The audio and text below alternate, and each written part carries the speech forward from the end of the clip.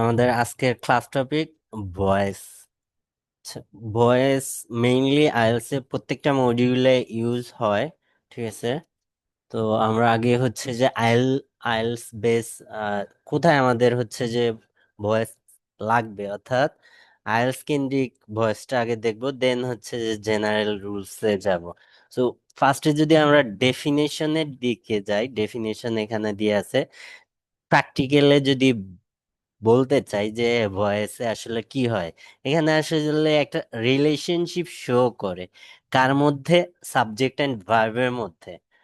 Voice refers the relationship between subject and the verb in a sentence, অর্থাৎ এখানে show, এখানে কি করে যে এই অ্যাকশনটা কে করছে, অর্থাৎ it shows whether the subject does the action or receive the action, অর্থাৎ সেন্টেন্সের যে সাবজেক্ট থাকে ওইটা ওই কাজটা করছে বা সে ওই কাজটা গ্রহণ করছে, এটা হচ্ছে ভয়েস। প্র্যাকটিক্যালি এটা দুইটা টাইপস, একটা হচ্ছে অ্যাক্টিভ ভয়েস আর একটা হচ্ছে প্যাসিভ ভয়েস।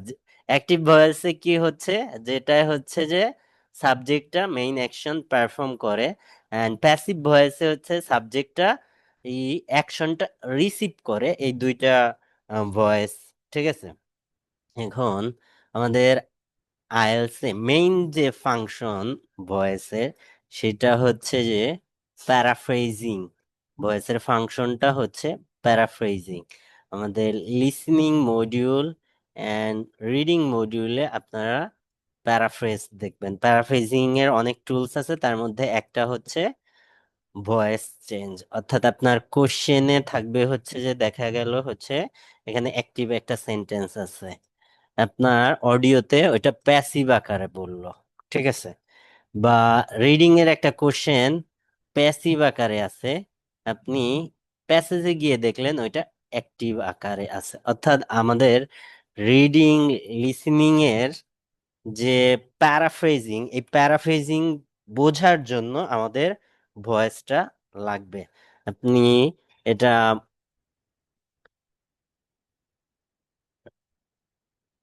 এখানে হচ্ছে যে আপনাকে ধরতে হবে, লিসনিং অ্যান্ড রিডিং মডিউলে হচ্ছে যে আপনাকে ধরতে হচ্ছে যে আপনার এরা চেঞ্জ করবে, আপনাকে ওইটাকে বুঝতে হবে। ঠিক আছে। যে এভাবে ধরেন একটা সেন্টেন্স হচ্ছে কোশ্চেনে আছে কি new new policy was introduced by government, এটা কোন সেন্টেন্সে আছে? A policy, new policy, POLICY, policy was introduced by government. এই সেন্টেন্সটা আছে কি, সেন্টেন্সটা প্যাসিভ ফর্মে আছে। এটা আপনি প্যাসেজে গিয়ে দেখলেন এটাকে আহ আসতে পারে government introduce a new policy. ঠিক আছে। এভাবে আপনি রিডিং এবং লিসনিং এর ক্ষেত্রে, অর্থাৎ আপনাকে হচ্ছে যে প্যারাফ্রেজিংটা বোঝার জন্য, ধরার জন্য এখানে লাগবে। লাইক হচ্ছে যে আপনার কোশ্চেনে আছে solar panel are installed on the roof on the roof last year, এরকম একটা কোশ্চেন আছে। ধরেন লিসনিং এর অডিও কোশ্চেনটা কি, solar panel, solar panel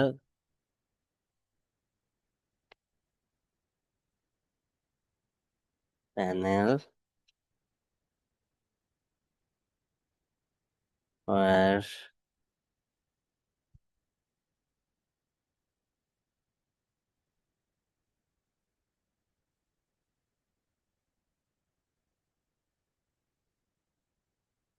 installed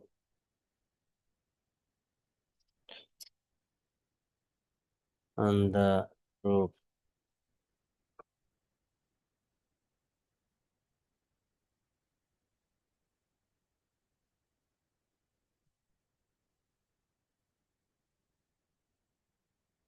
solar panel were installed on the roof last year, এটা প্যাসিভ ফর্মে আছে। এখন এটাকে কোশ্চেনে দেয়া থাকবে কি, দে, অডিওতে বলতে পারে they installed install solar panel on the roof last year. ঠিক আছে, এখানে দেখেন সাবজেক্টটা মেনশন করা আছে। আপনি এই যে যে লিসেনিং রিডিং এর যে অ্যাক্টিভ প্যাসিভ দেখবেন, অধিকাংশ ক্ষেত্রে হচ্ছে যে আপনি যে সাবজেক্ট এটা মিসিং দেখবেন। ঠিক আছে, সো এটা আপনাকে বুঝতে হবে যে এটা প্যাসিভ করা আছে এবং সাবজেক্ট যেটা এটা উজ্জ্বল করে রাখছে। ঠিক আছে, সো আপনাকে লিসনিং এবং রিডিং এর ক্ষেত্রে এটা ধরতে হবে। অ্যান্ড স্পিকিং অ্যান্ড রাইটিং এর ক্ষেত্রে আপনাকে এটা লিখতে হবে, নিজেকে ইউজ করতে হবে, ইমপ্লিমেন্ট করতে হবে, পারফেক্টলি ইমপ্লিমেন্ট করতে হবে। ঠিক আছে, স্পেশালি হচ্ছে যে আমাদের রাইটিং টাস্ক 1 and 2 এবং স্পিকিং এর ক্ষেত্রে আমাদের এটা অবশ্যই লাগবে। কেন লাগবে? কারণ হচ্ছে যে আমাদের গ্রামারটা শো করার জন্য দুইটা মডিউলেইতে হচ্ছে যে আমাদের গ্রামার আছে। গ্রামার গ্রামারের একটা দুইটা মডিউলের জন্য 25 করে গ্রামার। তো গ্রামারের একটা টুলস হচ্ছে ভয়েস, কিভাবে আপনি ভয়েস শো করবেন। ঠিক আছে, তো এখন আমাদের রাইটিং টাস্ক ওয়ান ওয়ানের ক্ষেত্রে ওয়ানের একটা গুরুত্বপূর্ণ কোশ্চেন টপিক হচ্ছে, রাইটিং টাস্ক ওয়ানের গুরুত্বপূর্ণ টপিক হচ্ছে প্রসেস। প্রসেস প্রসেসকে আপনাকে ডেসক্রাইব করতে হইলে প্রসেস ডেসক্রাইবের ক্ষেত্রে দেখা গেল বা ম্যাপের ক্ষেত্রে আপনাকে এই অ্যাক্টিভ প্যাসিভ লিখা লাগবে। ঠিক আছে, ধরেন একটা চেঞ্জ হইছে, এই রাইটিং এর ক্ষেত্রে এই প্যাসিভ ফর্মটা মোর ফর্মাল হয়। যেমন হচ্ছে কি বলা যায় যে পিপুল বিল্ড দ্য ব্রিজ ইন 1990। ঠিক আছে, অর্থাৎ এখানে মানুষ ব্রিজ তৈরি করছে, এটা হচ্ছে যে কি অ্যাক্টিভ ফর্ম। এটা থেকে যদি আমরা বলি the bridge was build in 1990, তাহলে এটা সাউন্ড লাইক এ প্রো, এটা খুব ভালো শোনায়। The bridge was build in 1990। So এই যে যে রাইটিং এর ক্ষেত্রে আমাদের অধিকাংশ ক্ষেত্রে রাইটিং টাস্ক ওয়ানের প্রসেস অ্যান্ড ম্যাপের ক্ষেত্রে আমাদের একটি প্যাসিভ ফর্ম প্যাসিভ ফর্মে লিখা লাগবে, অবশ্যই প্যাসিভ ফর্মে লিখা লাগবে। ধরেন এখানে একটা ম্যাপ চেঞ্জ করছে, এখানে হচ্ছে যে গাছ ছিল, পরের ম্যাপে এই গাছ কেটে ঘর তৈরি করছে। সে ধরে নেন লেট ইট, এখানে গাছ ছিল, গাছগুলা কেটে এখানে বিল্ডিং কমপ্লেক্স তৈরি করছে। কে করছে এটা আমিও জানি না, আপনিও জানেন না, এবং ম্যাপে এটার উল্লেখও থাকে না। কিন্তু এটা তো হিউম্যান দ্বারা চেঞ্জ হয়েছে, অর্থাৎ এটার একটা অ্যাক্টর ছিল, সাবজেক্ট ছিল। সো আপনাকে প্যাসিভ ফর্মে লিখতে হবে, আপনি এটা অ্যাক্টিভ ফর্মে লিখতে পারবেন না। কারণ এই যে যে গাছগুলা এটা অটোমেটিক্যালি বাই নেচার ডিস্টার্ড হয়নি বা চপ ডাউন হয়নি, এটা হিউম্যান দ্বারা হয়েছে। সো যেখানে অ্যাক্টর আছে ওখানে আমাদের প্যাসিভ ইউজ করতে হবে।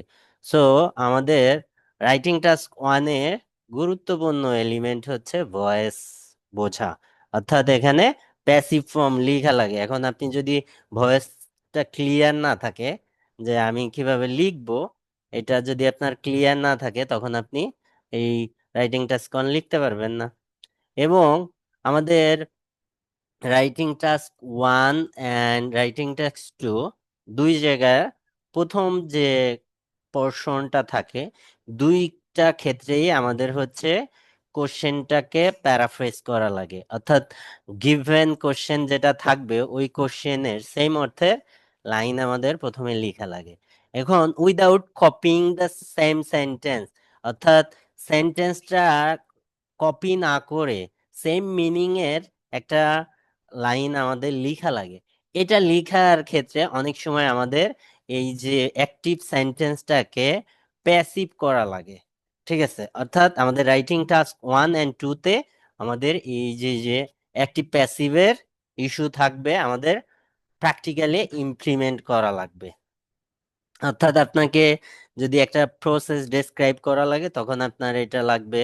আপনার রাইটিং টাস্ক 2 এর যদি কোনো হচ্ছে যে ইস্যু, ইম্পর্টেন্ট ইস্যু আপনি হাইলাইট করতে চান বা হচ্ছে যে গুরুত্ব দিয়ে শো করতে চান, সেক্ষেত্রে হচ্ছে যে আপনি এই প্যাসিভ ফর্ম ইউজ করতে পারেন। এছাড়া তো আপনাকে ওই যে প্রথম যে ইন্ট্রোডাকশন ওইটাকে চেঞ্জ করার জন্য, প্যারাফ্রেজ করার জন্য আপনাকে একটি প্যাসিভের নলেজ থাকা লাগবে।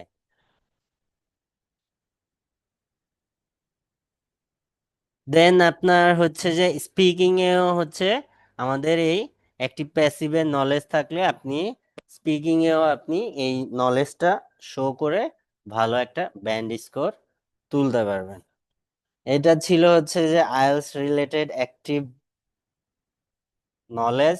এখন আসেন হচ্ছে জেনারেল টপিক বইয়ের থেকে যেটা আমরা পড়ি, সেটা হচ্ছে যে কি, আমরা টেন্সের যে স্ট্রাকচার গুলা আছে সেই স্ট্রাকচার গুলা চেঞ্জ করি, অর্থাৎ অ্যাক্টিভ টু প্যাসিভ চেঞ্জেস গুলা কিভাবে হয়, অ্যাক্টিভ টু প্যাসিভ চেঞ্জেস গুলা কিভাবে হয় সেটা আমরা দেখি। অর্থাৎ ভয়েস চেঞ্জের ক্ষেত্রে কি হয়, অ্যাক্টিভ থেকে প্যাসিভ করার জন্য কি জিনিসগুলো আমাদের ফলো করতে হয়। অ্যাক্টিভ ভয়েসের যে সাবজেক্টটা থাকবে, ঠিক আছে, এই সাবজেক্টের জায়গায় এখানে আসবে হচ্ছে অবজেক্ট। ঠিক আছে, অবজেক্ট আসবে এবং এই অবজেক্ট, যে অবজেক্টটা থাকবে সেন্টেন্সের ওই অবজেক্টের এটা সাবজেক্টিভ রূপ আসবে, not objective form. Subject and objective form কিন্তু ডিফারেন্ট। ঠিক আছে, যেমন এই সেন্টেন্সে যদি হচ্ছে যে অবজেক্ট থাকে হিম, হিম, এখন এ যদি অবজেক্ট ছিল, একে যদি আমি এখানে এখানে আনি চেঞ্জ করার জন্য, তখন এটা কি হয়, হি হয়ে যায়। অর্থাৎ এখানে মেইন ইস্যু কিন্তু যে অবজেক্টের সাবজেক্টিভ ফর্ম এখানে বসবে। প্রথম কাজ, প্রথম কাজ কি, অবজেক্টের সাবজেক্টিভ ফর্ম, অবজেক্টের সাবজেক্টিভ ফর্ম বসবে। সেকেন্ড কাজ কি, বিভার্ব, বিভার্ব আসবে, টেন্স অ্যান্ড সাবজেক্ট অনুযায়ী বিভার্ব আসবে। থার্ড কাজ হচ্ছে কি, V3 বসবে। Fourth, preposition, most commonly use by, with, যে কোনোটা আসবে ইউজ অনুসারে। দেন কি হবে, এখানে সাবজেক্ট যেটা সেটার অবজেক্টিভ ফর্ম হবে, অর্থাৎ সাবজেক্টের অবজেক্টিভ ফর্ম আসবে এখানে। এটা হচ্ছে আমাদের অ্যাক্টিভ টু প্যাসিভ করার রুলস, এটা এই রূপগুলা হয়। ঠিক আছে, এটা ভাইস ভার্সা, অ্যাক্টিভ থেকে প্যাসিভ করতে হলে এভাবে হয়, আর জাস্ট অপোজিট প্যাসিভ থেকে অ্যাক্টিভে গেলে উল্টাই দিবেন, সেম রুল।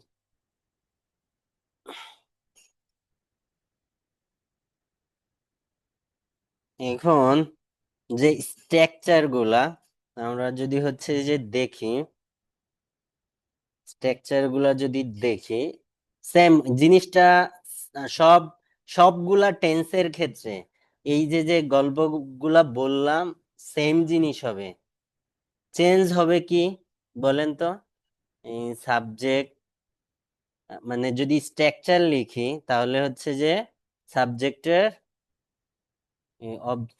অবজেক্টের সাবজেক্টিভ রূপ, অবজেক্টের সাবজেক্টিভ রূপ plus be verb, be verb plus V3 plus preposition bye bye লিখি প্লাস সাবজেক্টের অবজেক্টিভ ফর্ম। ঠিক আছে, এটা সবগুলা টেন্সের জন্য সেম সেম রুলস। চেঞ্জ হবে কোথায়? এই যে মাঝের এই বি ভার্বের এখানে।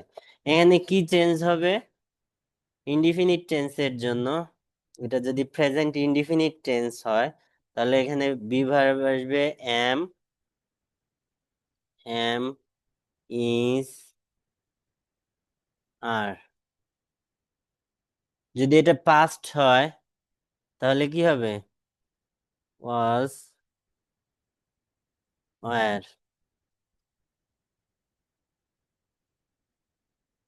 তাহলে এটা যদি ফিউচার ইনডিফিনিট হয় তাহলে এখানে কি হবে বলেন তো?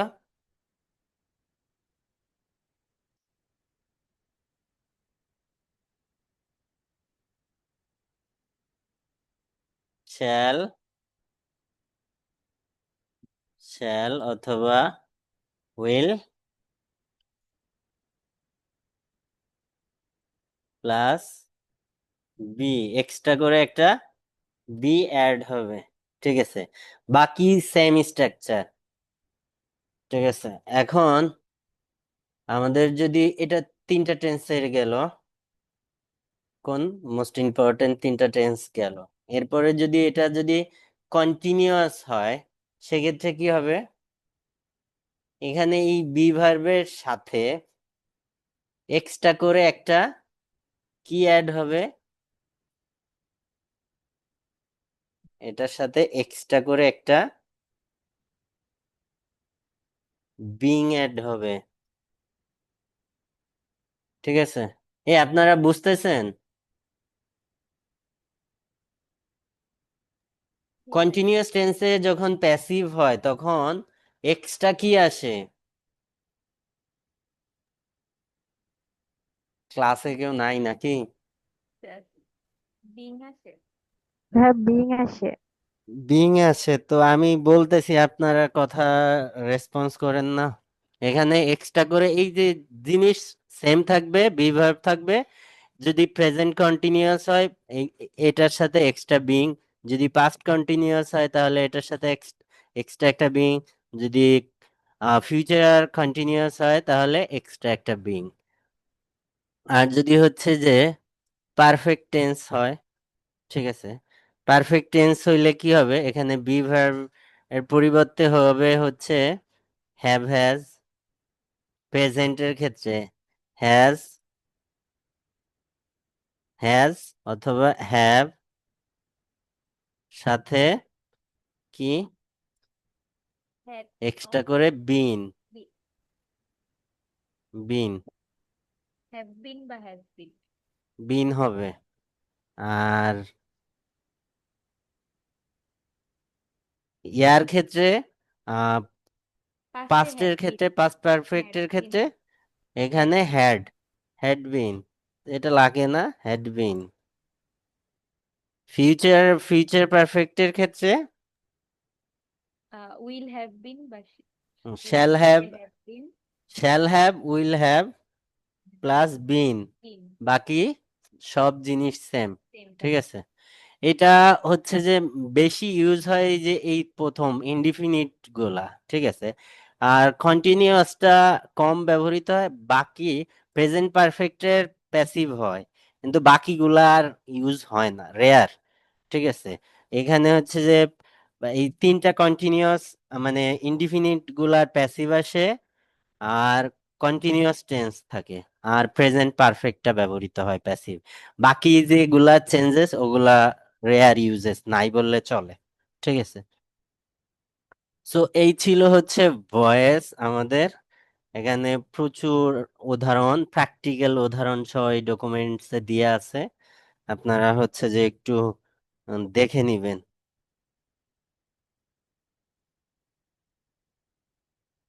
আর পড়া হোম টাস্ক গুলা কমপ্লিট করার চেষ্টা করবেন।